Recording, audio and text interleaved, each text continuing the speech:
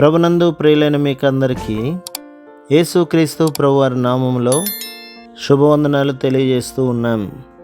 దైవ సేవకులు బ్రదర్ భక్త సింగ్ గారి పరిచర్యలో నుండి దైవ మర్మములు జనవరి 9. దేవుని రాజ్యము భోజనమును పానమును కాదు గాని నీతియు సమాధానమును పరిశుద్ధాత్మయందలి ఆనందమునై ఉన్నది. రోమాపత్రిక 14:17 ఇహలోక ఆనందము ఒకరు కలిగి ఉన్న ఆస్తి వలన కలుగుచున్నది. తాము కోరినదెల్లా తమకు లభించినచో సంతోషించగలమని మనుషులు తలంచుదురు. అయితే త్వరలోనో ఆలస్యంగానో నీ జీవితమందు ఆశలు నిరాశలగును.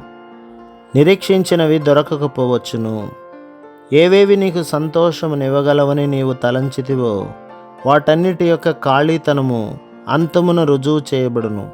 పాపుల కొరకే మరణించిన జీవము గల ప్రేమగల మన రక్షకుడైన యేసుక్రీస్తు ప్రభువు మాత్రమే నీకు సంతోషమునివ్వగలడు. అయితే ఆయన్నిచ్చు సంతోషం ఇహలోక సంబంధమైనది కాదు గాని తన సొంత పరలోక సంతోషమే. మనలో నివసించుటకై వచ్చిన పరిశుద్ధాత్మ దేవుని వరమగు నీతిని మనలో ధారాళంగా పనిచేయనిచ్చును. ఆ నీతియే మన సంతోషం, మన సమాధానములకు మూలమవుచున్నది. దేవుని ఎదుటను మానవుల ఎదుటను నీతిమంతులుగా కావాలనని ఎన్నో ప్రయాసలు పడెదం.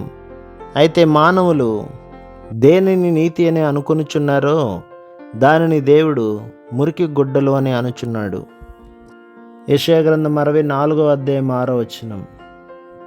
అది యూదుల నీతి అయినా, హిందువుల నీతి అయినా, బౌద్ధుల నీతి అయినా, లేక నామకార్థ క్రైస్తవుల నీతి అయినా దేవుడు దానిని మురికి గుడ్డలని అనుచున్నాడు. తన నీతిని ఉచితమైన ప్రేమ ఏవిగా నీ కొసగుట్టకు ప్రభు సిద్ధంగా ఉన్నాడు. ఆ ప్రేమకు సమాధానమును కలిపి దానిని నిత్యత్వంతో హెచ్చించుచున్నాడు.